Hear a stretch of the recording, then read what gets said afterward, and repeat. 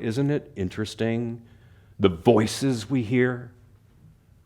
Isn't it interesting the things that we believe? And isn't it interesting how those things affect our lives? I have consistently said this throughout my ministry career about men, but I truly believe there's only 5 voices men hear. 5 voices that men hear. You may want to write this next part down. Here's the first voice that I believe all men hear. It is the voice of the man that we think we are. And that is the voice of pride. And by the way, you are a legend only in your own mind. And you know you think this. There are moments you think, I am the man, I got it all together, I crushed that, and all it does is take a little that-a-boy, or man, honey, you did it, you crushed it, or you look good in that, or I can't believe what you accomplished, to cause us to hear the voice of pride. And this feeds into our soul, does it not? We long to hear this voice from our wife, from our kids, from our friend, and from our boss. And oh, you only have to give a man a little taste of this voice before he becomes addicted to that voice. True? True. Voice number 2 is the voice of the man others say you are. The voice of the man others say you are. And this is the voice of the man who is a people pleaser. His life is directed by what everybody else says about him, what everybody else thinks about him. His life is driven by this. He works overtime to please other people.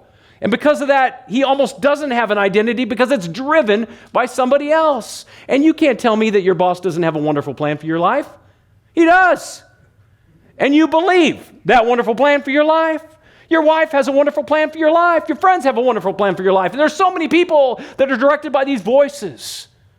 Thus, they make decisions based upon those voices because they don't know how to stand up for themselves. So they work to please people endlessly, and it's an endless, helpless cycle. Here's the third voice. The third voice is this, and it's a little bit confusing, so you need to pay attention as you write it down. It's the voice of the man that you think that other people think that you are. The voice of the man that you think that other people think that you are. And it's kind of a scary voice because it's actually the voice of the paralyzed man. It's the voice of the man who actually lays in his bed at night and wonders what other people think about him. And then he starts playing these tapes in his mind about what he thinks that these other people think. And these people don't think those things, by the way, at all. They've never thought those things ever. But you play these tapes in your mind, and guess what? You think that other people think those things. And because you've played those tapes so many times, you believe it's true. You do. You know how I know this? I've done this. It's craziness. It's craziness. But it is the voice of the paralyzed man. Here's the fourth voice, and all of you know this one for sure. It's the voice of the man you were. The voice of the man you were. It's called the voice of your past. And there are men in this room who live driven by the voice of their past.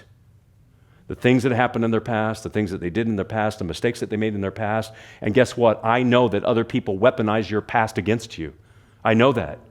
I know they use that to keep you in prison to your past, don't they? And this man feels stuck and weaponized by that past, and it's used against him, and he doesn't know how to break free from that cycle. And then here's the fifth voice. It's the most important voice. It's the voice of the man that God says you are. The voice of the man that God says you are. The voice of the man that God says you are. And this is the identity that you should live in, this fifth voice. Note this. This voice is not the power of positive thinking. It's not positive self-talk. It is actually a reality stated about you in God's word. Because guess what? When God speaks, things happen. When God spoke, light was created. God created light. The very first thing spoken out of God's mouth was light. God spoke it into existence. And guess what? In some of the most profound universities in the world still today, we still don't understand how light works. There's still a debate by some of the greatest scholars of all time. Is it particles? Is it waves? Is it particles? No one understands how that works. It's the very first thing God created. And we still don't get it. That's how crazy God's voice is. And with God's voice, he created you. Man, gender male. Because he wasn't confused about nothing. And he knew that you couldn't figure out the gender issue. So he took it off the table by imparting it to you, male and beautiful, spoken. And his voice is not only the one that creates, it's the one that redeems men from our sin. In the Word who became flesh, whose name was Jesus. Always the right answer right there. Just keep saying that. Jesus. In the flesh, God made his word flesh to walk among us so we would see. We would see what his word looks like. And then Jesus walks with us. He walks with us because he knows we're a little bit slow.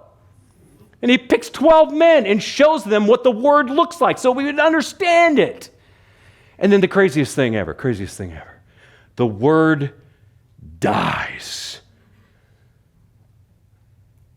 as a sacrifice on the cross for our sin, so that he might raise from the dead as proof that he was actually God, the spoken word.